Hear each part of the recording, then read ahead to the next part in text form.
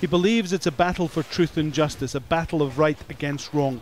Eron Melo has become a familiar figure at anti-government protests in his superhero costume. I never imagined I would be a symbol of protest, a symbol of rebellion against this government. And on Sunday he will join millions of Brazilians in the latest protest against President Dilma Rousseff and her government.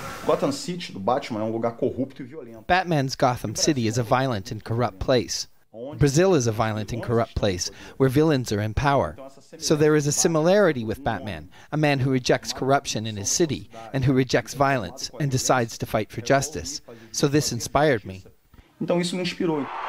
It's just 6 months since Dilma Rousseff won a second term. It was a closely contested battle which split the country. Now the president's popularity is falling almost as quickly as the country's economy.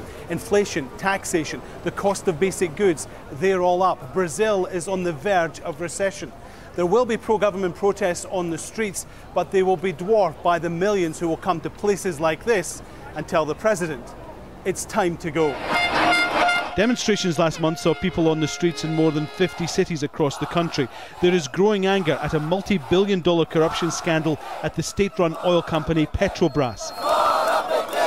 The president was the chairman at the time. High-profile officials allegedly took bribes for construction contracts, although there's no suggestion the president was involved.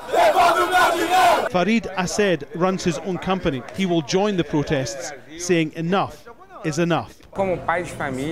As a father, I'm leading a movement called Upset Online in order to offer a bright future to my kids, my grandchildren and my great-grandchildren.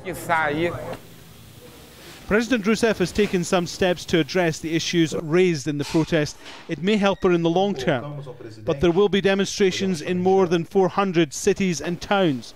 This will not be a silent signal. There will be no disguising the message that they want her to go. Alan Fisher, Al Jazeera, Sao Paulo.